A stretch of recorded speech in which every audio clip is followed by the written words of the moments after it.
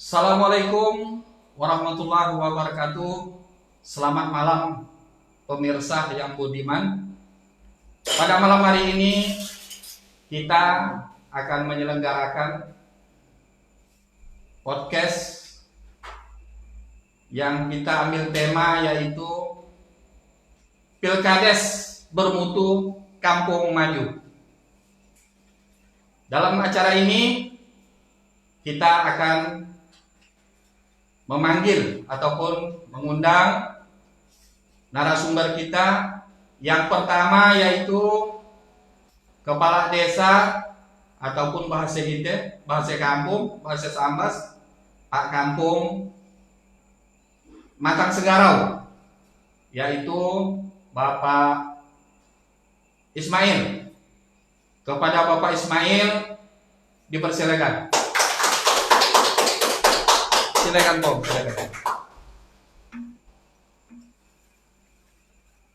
Silakan.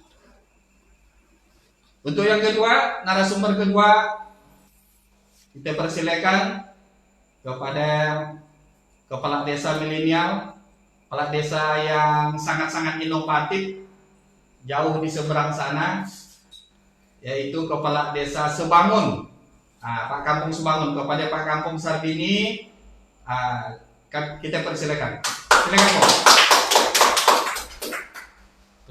Silakan.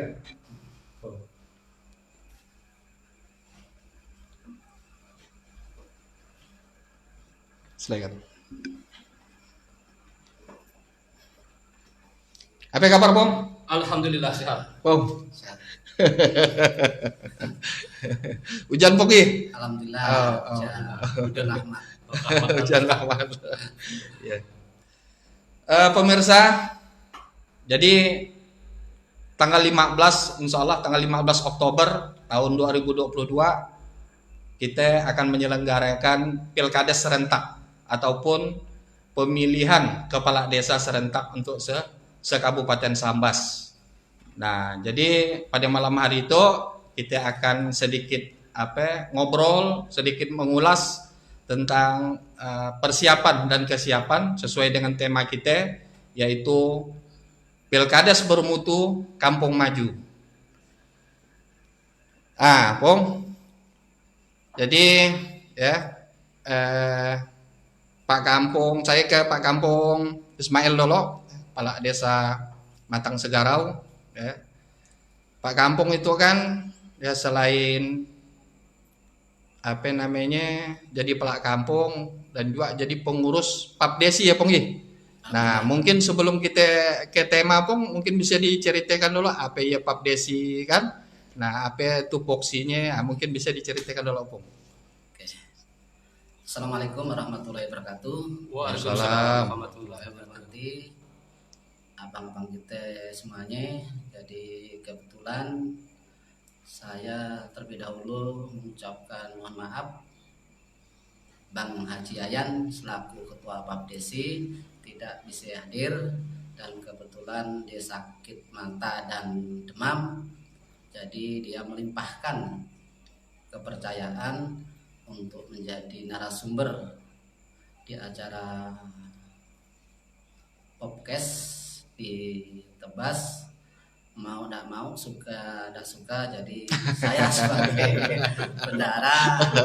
Bendara, Bung, sebagai bendara ya. Kebetulan diutus untuk memberikan narasumber. Tapi intinya yang pertama, kata pepatah orang, tidak ada rotan akar pun. Yeah.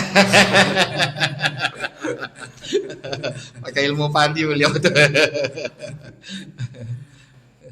Jadi tentulah kami sebagai kepala desa, Bang, dan sebagai ketua Papdesi, yang pertama bersyukur dulu kepada Allah Subhanahu wa taala yang memberikan rahmat dan kesehatan kepada kita semuanya bisa hadir di Tebas dengan acara podcast hari ini.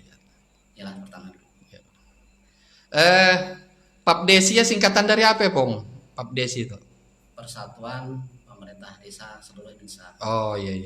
Jadi Pak Kampung itu sebagai pengurus dari Kabupaten Sambas. Mungkin bisa cerita sedikit, Pong, tentang Papdesi.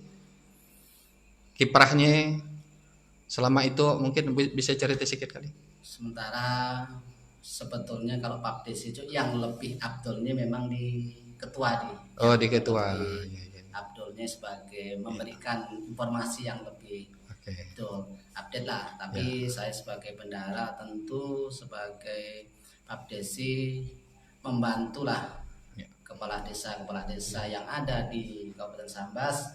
Seandainya ada permasalahan yang ada di Kabupaten Sambas, tentu kami sebagai Papdesi siap membantu kawan-kawan kita yang ada di Kabupaten Sambas. Khususnya keuangan Pong, barang bendahara tadi kan. Oke. Jadi sebelum nanti ke Abang nampang tuh ya, muda gila anak dibapakan tuh. Sebelum ke Bang Sarbini nanti ya, saya jadi nanti kan tanggal 15 ya Oktober tahun 2022 ya. Jadi kita kan akan menyelenggarakan Pilkades ya Pong ya, pemilihan kepala desa serentak ya untuk se-Kabupaten Sambas. Nah, kalau tidak salah ada 53 ada satu desa yang tidak ada tandingannya ya di Sijang kalau tidak salah ya. Nah, di desa Sijang. Nah, jadi Pilkades itu kan merupakan ajang piste rakyat ya untuk berdemokrasi memilih pemimpinnya kan ya gede Pong. Artinya ketika kita berbicara tentang piste rakyat tentunya lah artinya kan menamakan piste kan tetap suke Pong. Nah cuman masalahnya tuh Pong kalau kita perhatikan biasanya kan dia identik dengan ada baliho kan jadi kemudian ada penyampaian visi misi ya kan. Nah kemudian paling hendak di medsos tapi nampak Pilkades kita itu tang rupiah sanyap-sanyap aja Pong. Gimana ya komentar dari pelak kampung tuh terkait persiapan dari penyelenggara ya dalam hal itu Dinsos PMD. Jadi seperti apa Pong kira-kira? Sebetulnya kalau Pilkades itu kan kita udah ada regulasi yang ada, termasuk ada panitia yang ada di desa-desa. Jadi seluruh desa yang mengikuti 53 desa tentu udah ada panitia penyelenggara untuk Pilkades. Tentu dalam pemilihan Pilkades yang serentak pesta rakyat tentu kita harus bersukaria lah. Nah, bersukaria, dan tentu kami harapkan mudah-mudahan nanti 53 desa berjalan aman, lancar, tertib dan sukses. Dan selanjutnya nanti mudah-mudahan yang terpilih ialah kepala desa yang terbaik di dalam pemilihan kepala desa yang terpilih untuk pada tahun 15 Oktober pada tahun 2022. Terima kasih Pak. Nah kita langsung ke Bang Sarbini ya, Bang Sarbini ya, terkait dengan pertanyaannya tadi ya. Jadi saya masih penasaran juga tuh ya, penasaran. Ya seperti apa sih regulasinya tentang rupiah nampak apa? Daan piste gitu. Rupiah nampak daan piste itu rakyat tuh menyambut apa? Ya, piste demokrasi itu ya, Pilkades ya. Artinya kan apakah regulasinya itu terlalu ketat ya kan? Ataupun ada maksud tertentu ya. Nah, sehingga itu nampak kalah gitu dengan cerita band pun rupiah nampak tang rupiah ramai ke band tuh dari Pilkades padahal ramai ya ada 53 desa ya artinya kita itu ada 193 plus 2 desa artinya kita itu kan hampir 25%-nya ya sekitar 25% dari total desa yang ada di Kabupaten Sambas. Nah kira-kira seperti apa ya regulasinya kemudian ngapain sampai apa senyap-senyap aja. Oke. Baik, terima kasih kepada Bang Budi kita untuk pertanyaannya. Jadi pertama sekali Assalamualaikum warahmatullahi wabarakatuh. Waalaikumsalam. Dan selamat malam kepada pemirsa di podcast Bang Bob.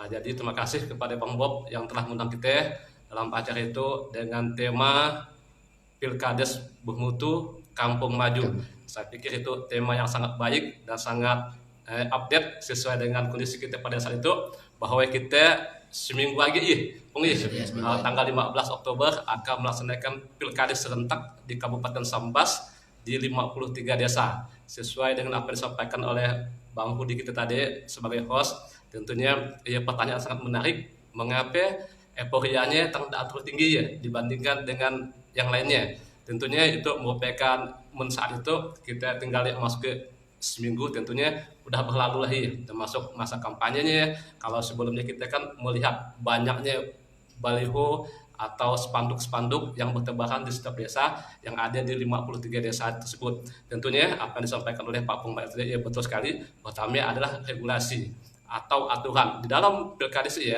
udah diatur oleh suatu regulasi, tentunya ya ada tahapan-tahapan. Bagaimana dari tahap pencalonan, pemberkasan administrasi sampai nanti pada waktu pemilihan sampai penetapan. Di sini telah dibentuk panitia dari panitia tingkat desa, tingkat kecamatan sampai tingkat kabupaten. Iya dah ada regulasinya dan juga semua tahapan-tahapannya udah ada jadwalnya. Sampai saat itulah kita mungkin pada saat itu masuk ke minggu tenang ya Bang kali ya, masa tenang. Nah, sehingga dan lagi nampak lah masa-masa indahnya menurut yang pas kebetulan yang ada spanduk-spanduknya pas kampanye kemungkinannya pas kebetulan di sekitar kita, contoh macam di kecamatan Subawi kan juga pilkades, nah, mungkin ditebas hanya di beberapa desa sehingga halnya tidak terlalu nampak lagi kita. Saya pikir untuk kemeriahan yang ada saya pikir ya sangat adil lah ya. Cuma masing-masing dengan desanya lah, karena setiap desanya memiliki tipikal atau bentuk yang berbeda-beda. Tergantung bagaimana panitia yang ada di desa dan tergantung bagaimana masyarakat menyikapi dan melihat pilkades tersebut. Nah, jadi Bang kali Bang untuk sementara. Oke. Iya. Terima kasih, Bang. Iya. Kemudian saya ke Pak Kampung Ismail ya. Jadi bicara tentang pilkades kita itu kan mau mencari seorang pemimpin, mencari pemimpin. Pemimpin tentunya pemimpin yang ideal karena dari kepemimpinan dia tadi ya bahwa memang betul-betul besar pengaruhnya terhadap kemajuan suatu daerah. Nah, mungkin Pak Kampung setuju atau enggak tentangnya? Ya selaku Pak Kampung yang udah 3 periode ya, Pong ya? Ya. Nah, jadi kita plus kalau lah ya Pak Kampung ya. Malahan yang terakhir 80% kalau enggak salah ya. 80% menang ya. Ya, luar biasa. Nah, silakan Pong ya. Mungkin dengan kepemimpinannya seberapa besar ya pengaruhnya terhadap kemajuan suatu daerah. Jadi kalau cerita kita desa, jadi sama seperti kalau kita milih kepala desa ataupun kepala kampung itu nampaknya memang agak mudah. Tapi kalau memilih pemimpin memang agak payah. Karena seorang pemimpin tentu sebagai kepala desa punya visi dan misi. Semuanya kepala desa yang calon 53 desa punya visi dan misi, semuanya visi misi baik semuanya dan mungkin yang terbaik. Tapi tentu visi misi akan bisa dilaksanakan ataupun bisa dikerjakan pada 6 tahun yang akan datang. Tapi kira-kira misinya bisa tercapai ataupun tidak. Nah, tentu kita akan kawan-kawan sebagai kepala desa yang terpilih tentu visi-misi udah tahu semuanya. Tapi perlu diingatkan juga saran kami sebagai Pak Desa juga dan termasuk Pak Desi. Jadi siapapun nanti yang menjadi kepala desa semuanya jangan sampai kita ataupun salah persepsi ataupun jangan sampai kita ego kita pribadi lah. Nah, jangan sampai kita sebentar Pong, saya potong sedikit ya. Jadi maksud Pak Kampung tuh memang seorang pemimpin tuh ditentukan oleh seberapa bagusnya visi misinya dan seberapa mampu kira-kira seorang pemimpin ya dalam mewujudkan mimpi ya tadi visi misi kayak maksudnya Bu. Nah betul, karena visi misi kita kan saat jadi kepala desa 6 tahun, visi misi kita kan banyak, nak buat jalan, nak buat ini, buat itu. Kebetulan kalau visi dan misi kita banyak tentu dana kita kan tidak mencukupi kan ya. Tentu tentu sebagai kepala desa nanti siapapun yang terpilih kan tentu harus membuat terobosan-terobosan yang baru, harus ada pendekatan dengan termasuk partai politik ataupun dengan dinas yang terkait supaya desanya kan bisa mendapat bantuan yang lain selain dari DD. Nah, inilah yang kami maksudkan tadi kan.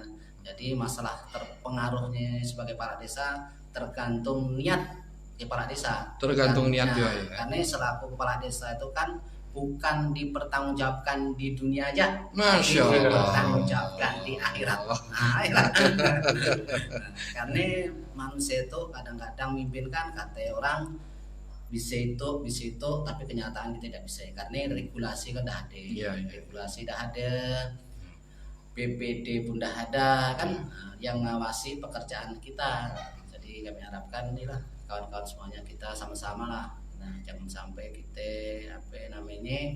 mengikutkan hati kita pribadi. Jadi semuanya keputusan musyawarah yang bisa menentukan.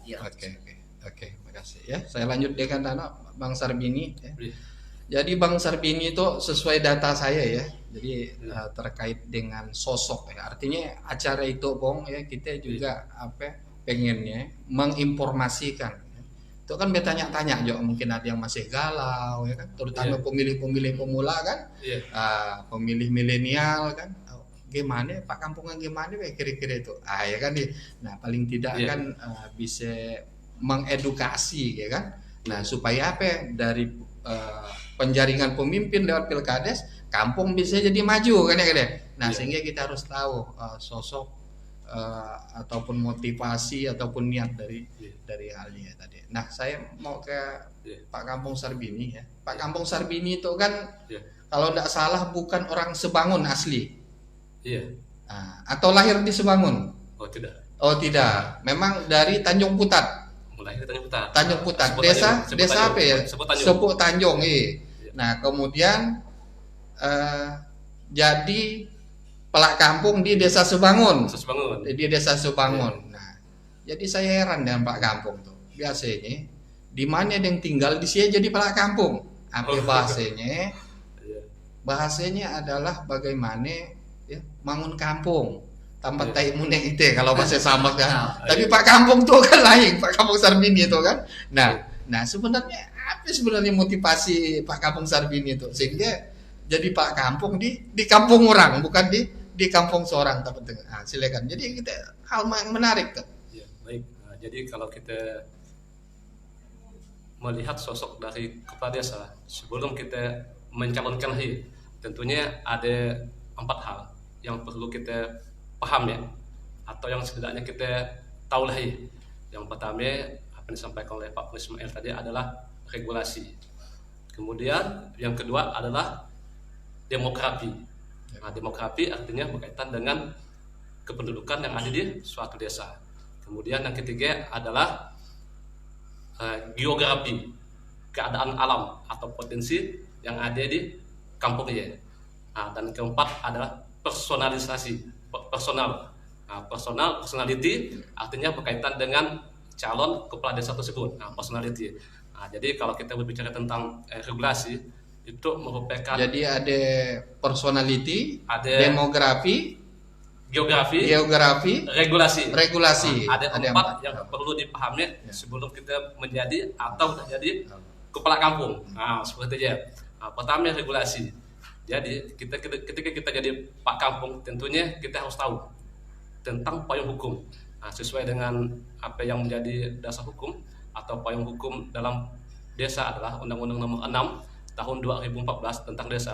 Nah, ya kita harus tahu lagi. Nah, tentu di sini ada suatu kewenangan, ada suatu hal-hal yang sifatnya yang harus kita pahami. Bagaimana kita tentang fungsi desa, kedudukan desa, fungsi pangkat desa, fungsi kepala desa, ada semuanya di sini. Nah, ini hal yang paling dasar dan harus diketahui oleh kepala desa sebagai pemerintah desa di sini. Nah, di sinilah nanti kita bisa untuk membuat suatu kebijakan.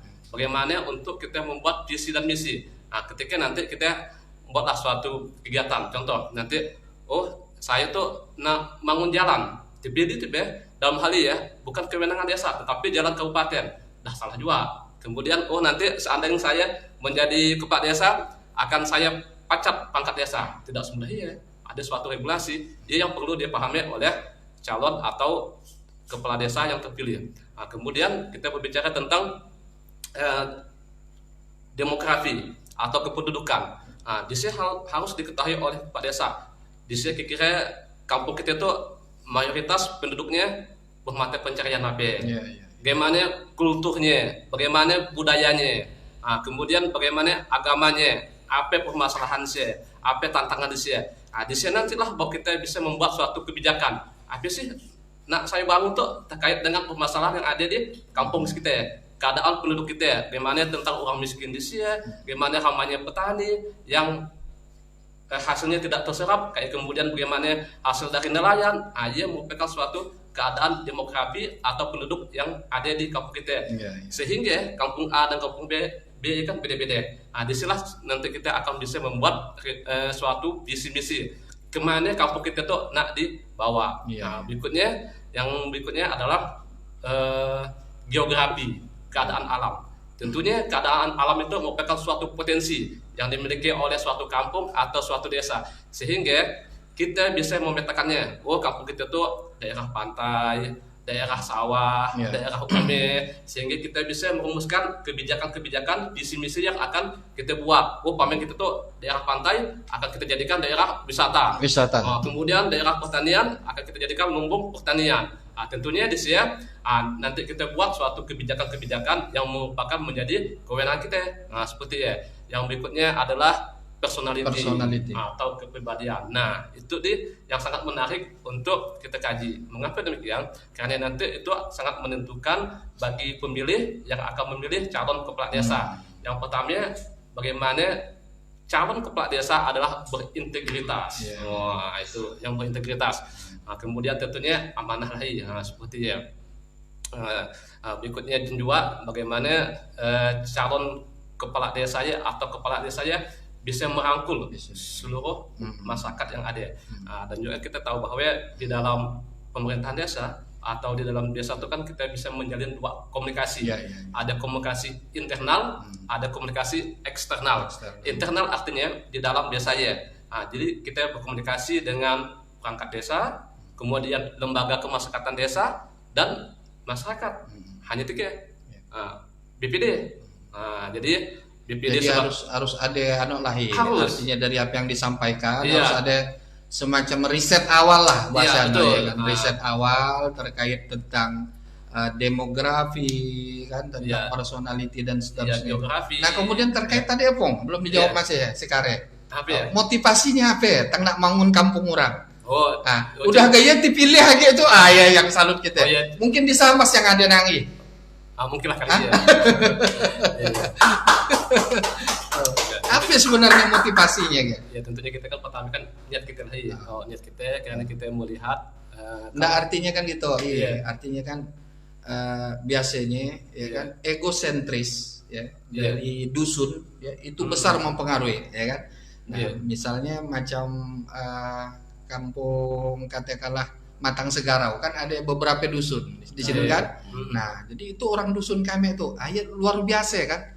Nah, dan ia sebagai modal awal. Nah, tiba-tiba pelak kampung Sarbini itu kan enggak punya modal awal, bukan orang dusun saya bisa menang. Tapi sebelumnya kita tanya dulu motivasinya apa kira-kira.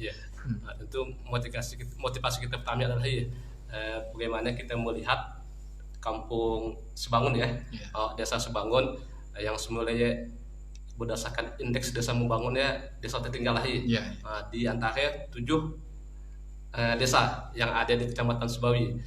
Jadi pada saatnya timbullah niat saya gimana untuk mengabdi di desa Sebangun. Tentunya ia pun membahas kita berikhtiar kalau betul-betul yang terbaik. Jadi kalau kita pemimpin desa, kepala desa desa, alhamdulillah juga kita diizinkan untuk menjadi terpilih desa, jadi kepala desa. Karena regulasinya memang ada juga. Tentunya kita desa kan yang kita sampaikan visi misi kita lah.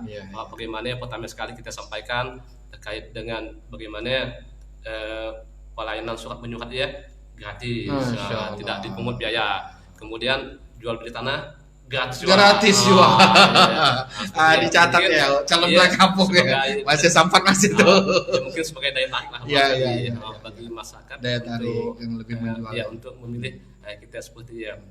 Kemudian bagaimana kita menyampaikan bahwa di Sebangun itu kan jalannya kan agak sempit ya, Agak kurang lebar. Bagaimana kita berikhtiar semenjak kita minim jalannya harus 2 meter. Harus 2 meter. Harus 2 meter. Oh. Karena yang ada kan 1,2. Tapi sekarang udah ada yang dibangun 2 meter. ada ya? 2 meter, Oh, bahkan lebarnya. 3 meter pun ada. 3 meter pun udah ada. Udah ada. Berarti Oto udah bisa masuk kelas Ada. ini dia. Oto belum masuk. Nah, tapi karena banyaknya jalan di desa Sebangun ya hampir dikatakan 80% jalan desa. Nah, Ya. sedangkan selebihnya jalan kabupaten merupakan tugas yang paling besar lah. Jadi Oto belum ada ke di sini Mas ya? belum Bang. Belum nih. Belum. Jadi Nah, nyampe tang belum ada di sini. Karena- Karena jembatan atau Eh, aksesnya belum ada atau memang pertama kondisinya, Kondisinya, memang oke. jalan tidak mendukung juga dan juga Oke. untuk penyeberangannya pun Oke. tidak memadai juga seperti ya. Nah, sehingga untuk akses kendaraan roda 4 ya si arah masih Iya. seperti ya. Oke. Kemudian ya, jadi di sini tergambarkan ya bagi kita kalau kita nak calon kita tidak harus punya modal harus kurang dusun itu artinya bisa kita bicara tentang menjual ide, gagasan dan program kan tentunya yang sesuai dengan permasalahan yang ada kan ya gede. Nah itu salah satu bukti ya artinya masih sampat lah ya. Sampat. Dalam waktu itu masih sampat untuk ngapuskan strategi tadi. Tapi usaha nak buka gila usaha.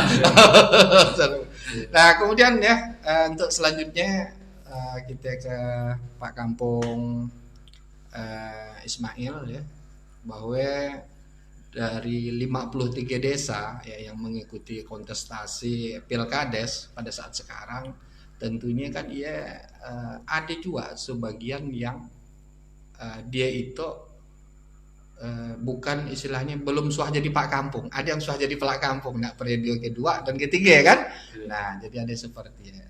Nah artinya Pak Kampung Ismail itu kan udah 3 periode, udah gaya ketiga 80% lagi, hampir 100% ya kan, luar biasa ya kan. Nah jadi mungkin bisa cerita sedikit ya, artinya kalau bagi saya ketika seorang kepala desa udah ketiga dan hasilnya sampai 80% artinya masyarakat di sini kan puas ya kan, puas dengan kepemimpinan, kemudian pembangunan, pelayanan ya kan. Nah, mungkin Pak Kampung bisa menyampaikan sedikit ya apakah itu tips-tipsnya ya ataupun tentang kesuksesannya tadi bisa sampai 3 periode ya. Silakan. Oke, terima kasih Pak Abang kita tadi sumber. Tentu kami sebagai kepala desa Matang Segaro asalnya sebetulnya saya bukan putra daerah. Bukan putra daerah ya pokoknya. Saya sebetulnya asli lahir Jawa. Lahir Jawa. Jawa mana Pong? Jawa Tengah. Jawa Tengah ya. Oh iya. Kebetulan diam di Subah. Diam di Subah. Masya Allah. Kurang Jawa Tengah, diam di Subah. Betul. Jadi Pak Kampung di Matang Segaro. Itu luar biasa ya tuh. Sebetulnya dari awal waktu pemilihan kepala desa 2007 saya sebetulnya tidak mencalonkan kepala desa. Saya aturan sadarlah bahwa kita bukan putra daerah. Nah, kebetulan waktu ada Pak Camat Pak Naryo. Oh Pak Naryo. Dia memberikan narasumber di Desa Matang Segaro, dia memberitahukan kalau warga negara Republik Indonesia udah punya KTP, dia bisa calon kepala desa. Nah, setelah ada informasi dari Pak Camat, jadi saya lah langsung calonkan jadi kepala desa. Sama aja dengan kata Bang Sarpini tadi, Desa Matang Segaro pertama tahun 2007 saya menjadi 2007 ya. 2006 kalau tidak salah. 2006 Desa Matang Segaro memang masih masuk desa tertinggal. Tapi alhamdulillah dengan adanya saya menjabat kepala desa waktunya punya visi dan misi. Yang pertama tadi kan kita memberikan pada masyarakat kalau saya terpilih menjadi kepala desa, pertama yang saya ajukan yang pertama listrik. Listrik. Mudah-mudahan. Jadi pada saat memang belum ada listrik masih. Listrik belum ada. Belum ada. listrik belum ada, jalan pun lecet. Ya. Nah, jadi alhamdulillah sekali kita udah jabat pada tahun 2006, kita usulkan ke Singkawang, termasuk di Pontianak. Alhamdulillah pada tahun 2007 awal akhir Agustus salah, kita udah mulai masuk tiang listrik sekilo 200 lah, satu dusun. Iya. Kita udah masuk, dan satu dusun lagi di dusun Seperkat alhamdulillah sekilo 200. Berlanjut hampir 2 tahun sekali alhamdulillah lah listrik pun udah Alhamdulillah. masuk, walaupun masih ada masyarakat yang belum merasa merdeka lah, karena kita lihat udah 45 lebih tahunnya di merdeka, kita kan belum merdeka, listrik masih tapi alhamdulillah. Dan keduanya kan tentu jalan. Dulu pertama kali Matang Segaro jalan pun memang lecet. Nah, pakai sepeda pun masih pakai pikul lecet ya, lumpur pakai petis lah aturannya. Tapi sekali kita menjabat alhamdulillah dengan dijumbunya pakai jumbo waktu kan dari provinsi kurang lebih 21 kilo pada tahun 2006 alhamdulillah kita berjanji, dan alhamdulillah pada tahun 2008 udah mulai kita bangun Batu Kong Sertu alhamdulillah. Dan sampai sekarang alhamdulillah lah Matang Segaro yang dulunya tidak bisa masuk mobil sekarang alhamdulillah truk pun dah masuk. Artinya mau nyolusi ya Pong ya. Jadi artinya yang tadi belum ada listrik jadi ada listrik. Yang jalan rusak jadi bagus. Artinya janji pada saat iya kan, mungkin bisa kita garis bawah ya, bukan sekedar ngecap. Betul. Bukan hanya sekedar janji, sekedar janji ya kan. Betul. Nah, biasanya kan dia selalu diungkapkan janjinya bukan lagi gak enak jadi kan. Gaya dah jadi, lupa. Dan kebetulan Matang Segaro pada tahun kedua saya sebagai Pak Desa Matang Segaro pernah mengikuti juga dia namanya lomba Koperasi Mitra Tani Sejahtera pada tahun 2015. Di komoditas apa ya? Di komoditas kita waktu ya nggak salah, pertanian. Oh, pertanian. Padi. Timun, padi. Ya. Ya termasuk pertanian umum lah ya. Palawija. Kita bisa menjuari juara 1 tingkat nasional. Masya Allah. Nanjang dulu tuh langar kau. Tandaan dari tadi dia ngomongannya. Dan 2016. 2000 berapa tadi? Tahun 2015. 2015 ya. Nah, 2016 kita mengikuti lomba penyuluh swadaya. Penyuluh swadaya. Pertanian juga ya. Sampai zamannya penyuluhnya. Penyuluhnya Saudara Hermansyah Kaur pemerintahan. Kita ikutkan dalamnya, alhamdulillah kita pun bisa juara 1 tingkat nasional. Luar biasa prestasi itu nasional lah gitu. Dan alhamdulillah terakhir pada tahun 2002 itu kemarin pada tanggal 28, 27 sampai 29 kita dipanggil oleh Pak Menteri Yassin Limpo. Kita juara 1 Gapoktan tingkat nasional. Iya. Gapoktan tingkat nasional. Pak Gapoktan. Iya. Iya. Bapak ya Gapoktan mewakili tingkat nasional.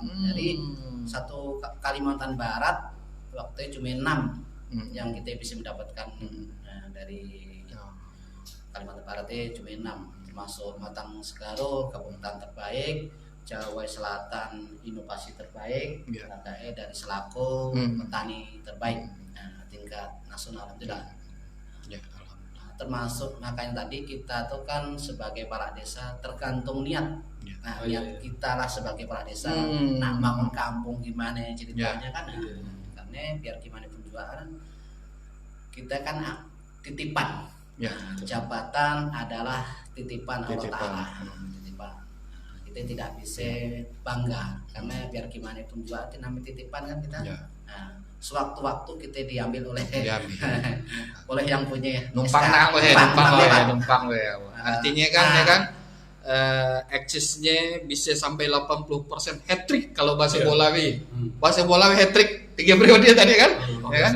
Niat yang baik ya kan. Nah, kemudian memberikan solusi dari permasalahan yang ada, kemudian berprestasi ya gitu. Ya kan. Jadi bukan hanya sekedar solusi tapi berprestasi ya kan. Nah, mungkin ada lagi Pong tambahan? Betul.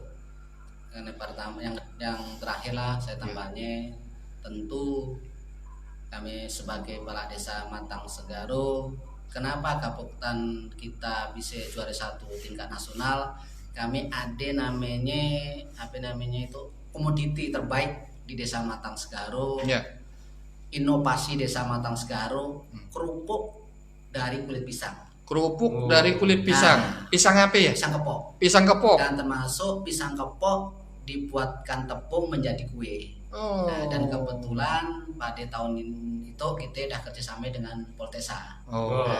Makanya tadilah inovasi desa, tadilah kerupuk kulit pisang dan tepung pisang inilah yang bisa kita menjuarai 1 tingkat nasional. Nah, untuk Luar biasa. meningkatkan ya menambah untuk ibu-ibu PKK. Iya. Ibu rumah tangga. Lah untuk buat inovasi desa alhamdulillah. Oke, Bang. Jadi dengan adanya niat yang baik ya kan, sehingga ada sebuah solusi ya, kemudian bisa melahirkan karya-karya terbaik ya, malahan bisa nasional. Oke. Nah, kemudian kita lanjut dengan Kepala Desa Sebangun ya, Kecamatan Sebawi ya. Jadi itu enggak juga kalah inovatifnya ya. Jadi kalau saya melihatnya ya di beranda media sosial ya luar biasa ya. Jadi saya perhatikan dah macam-macam orang yang masuk ke sini, macam-macam dari mana? Tadi dari PKK ya, dari PKK, kemudian ada dari Politeknik, kemudian ada dari mana. Jadi sebenarnya mungkin bisa cerita sedikit apa sebenarnya ya yang dimunculkan ataupun fokuskan oleh kepala desa sebagai seorang nahkoda ya, sehingga kolaborasinya ya luar biasa ya kalau saya perhatikan. Iya. Ya, jadi kita kan melihat ya, kondisi yang ada di suatu kampung lah ya. Dalam hal itu Kampung Sebangun, kalau kita lihat dari geografisnya, Desa Sebangun itu kan desa yang diapit oleh 2 sungai, Sungai Sambas Kacik dan Sungai Sambas Besar. Sebagaimana kita ketahui bahwa Sebangun itu kan kampung paling tua. Kampung paling tua, masuk kampung tua ya. Nah, kalau dalam catatannya sekitar ada yang madahkan 1514, ada juga yang madahkan 1700-an ya. Nah, ya kalau kita lihat dalam buku-buku sejarahnya ya 1700-an lah ya. Nah, seperti ya. Nah, di sini kan ada peninggalan sejarah yang saat itu menjadi cagar budaya yaitu Surau Raden Sulaiman. Ada diakui oleh Kabupaten Sambas sebagai cagar budaya. Tentunya hal yang perlu kita kembangkan. Nah, kita kembangkan dan juga kalau kita lihat dari keadaan di Kampung Sebangun itu kan paling banyak sagu. Jadi dari ujung kampung sampai ke ujung kampung ya sagu. Jadi sagu yang untuk buat lempengnya Bung. Iya. Cacahkan ke gula merah dan nampak telinga makannya. Iya. Sudah apa pas ya bicara tentang Sebangun pasti tak lepas dari cerita sagu. Jadi kalau Pak Ismail kan cerita tentang palawija dan gepoktannya. Nah, kalau Sebangun tuh pasti cerita tentang sagu. Nah, kayak diawali dengan suatu kisah, dengan suatu kegiatan festival sagu.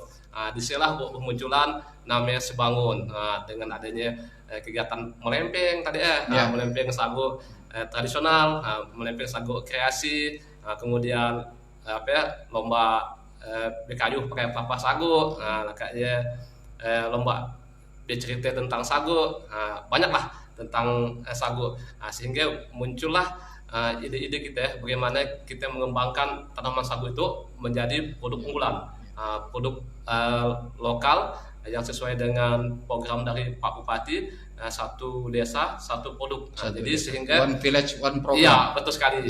Sehingga Sebangun menjadikan tanaman sagu beserta turunannya menjadi produk unggulan desa Sebangun. Nah, seperti ya. Sehingga pada saat itu sangat berkontribusi bagi masyarakat kita, khususnya ibu-ibu di sini.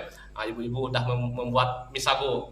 Sebelumnya kita dan menghasilkan mie sagu, itu udah bisa juga buat mie sagu, udah pakai cup juga seperti ya.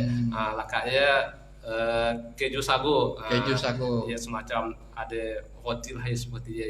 Nah, macam-macam lah variasi dari sagu ya, dan juga itu merupakan kolaborasi kerjasama dengan berbagai stakeholder atau instansi, termasuklah dari Politeknik, kemudian dari Dinas Perindustrian dan Perdagangan, kemudian dari Badan Pertanahan, nah, kemudian termasuklah Badan Ketahanan Pangan. Nah, di sini ada juga, jadi bermacam instansi lah yang udah memberikan pelatihan kepada masyarakat Desa Sebangun khususnya untuk tanaman dan pengolahan sagu. Nah, seperti ya. Pas kebetulan juga di Sebangun itu kan merupakan sentra sagu lah ya. Di sini ada beberapa pabrik pengolahan batang sagu menjadi tepung sagu yang diekspor lah keluar Desa Sebangun ya, biasa dibawa ke Pontianak. Oh, sampai ke ekspor ya? Oh, tapi ekspor dalam artian ekspor lokal. Oh, ekspor lokal. Regional, Ya. regional. Kalau bakal ya, Regional. tapi kita tidak tahu lah berikutnya dibawa kemana. Yang penting kita dari Sebangun dibawa ke Pontianak. Dari Pontianak kita nggak tahu entah ke mana ke seperti ya. Nah, kayak jadi Sebangun identik lah dengan tanaman sagu. Nah, sehingga dengan adanya populer tanaman sagu itu sangat banyaklah dinas-dinas, instansi yang datang ke kampung kita, termasuk Pasar Satu Jadi untuk mengunjungi Surau Raden Sulaiman ya, surau yang paling tua ya. Untuk wisata ya, bisa wisata ya. Sangat bisa ya. Nah, dan juga gimana rencana kita untuk menjadikan Sebangunnya sebagai desa wisata cagar budaya dan wisata sungai seperti ya. Karena pas kebetulan juga mudah musim ngail tuh di muare Kota Bangun ya. Kamanya juga ngail. Nah, seperti ya. Nah, jadi ngail apa undang ikan? Ngail undang ya. Ngail undang. Oh, jadi sangat cocok lah adanya untuk menjadikan daerah Barsih wisata. sini deh. Oh, jadi Berarti masih barsih sungai ini. masih. Nah, sangat cocok lah untuk kita jadikan destinasi wisata air sungai ya seperti ya. Nah, dan juga biasa kita kan ngadakan lomba perahu juga ya seperti ya. Makanya dalam untuk beberapa tahun itu agak populer sekali lah Desa Sebangun. Nah, dengan adanya festival sagu, kayak adanya promosi Surau Raden Sulaiman, nah seperti dan tempat pemancingan udang air tawar. Nah, ya. Luar biasa. Iya. Oke, ya. Jadi udah lumayan juga ya waktu itu ya. Karena waktu yang batasi, jadi kita sebelum nanti closing statement ya sebenarnya masih banyak lagi tuh. Nah, kita gali ya dari kedua kepala desa ataupun Pak Kampung itu ya terkait prestasinya, kemudian apa namanya kinerja dan seterusnya ya. Nah, nanti di lain waktu lah. Jadi sebelum kita closing statement ya, jadi kita istirahat dulu lah. Nah, mungkin ada iklan-iklan yang nak masuk kali. Nah, baik. Sebagai kata penutup untuk tema kita pada kesempatan itu terkait bagaimana kualitas dari penjaringan seorang pemimpin kepala desa yang menjadi seorang nahkoda mau dibawa ke mana kampung mau diapakan, dibangun seperti apa, diarahkan seperti apa ya. Nah, tentunya ia akan bagaimana berkualitas sehingga bermutu sehingga kampung ia bisa maju. Nah, ya mungkin saya mau minta closing statement ataupun kata penutup ya dari Kepala Kampung berdua itu ya, harapannya ya untuk Pilkades tahun 2022 tuh Pilkades serentak ya, tahun tanggal 15 Oktober ya. Nah, silakan sampai dulu tuh. Silakan, Bang. Iya. Jadi pesan kita, mari kita sukseskan Pilkades serentak tanggal 15 Oktober 2022 di 53 desa. Mari kita pilih kepala desa yang mampu memberikan warna dan nuansa yang lebih banyak warna sehingga desa menjadi lebih baik. Jajak Bang kali. Silakan. Oke, terima kasih. Saya memberitahukan kepada kawan-kawan kita yang pemilihan kepala desa 53 desa, kami harapkan mudah-mudahan yang terpilih menjadi kepala desa ialah yang terbaik daripada calon-calon yang terbaik, yang terbaik, dan kemudian mudah-mudahan pemilihan secara langsung, jujur, aman, dan sukses. Terima kasih. Baik, pemirsa, cukup sekian acara podcast pada malam hari itu. Mudah-mudahan podcast bertemakan Pilkades itu bisa sukses tanggal 15 nanti ya. Dan mudah-mudahan apa yang kita bincangkan pada malam hari itu bisa yang baik ya, bisa mampu untuk menginspirasi kepada calon-calon pemilih ataupun calon-calon pemimpin untuk kepala desa di desa-desanya masing-masing. Nah, mungkin itu saja. Terima kasih telah menyaksikan ya podcast kami yang baru kita coba itu baru beberapa minggu ya, jadi harap maklum aja. Nah, assalamualaikum warahmatullahi wabarakatuh. Waalaikumsalam.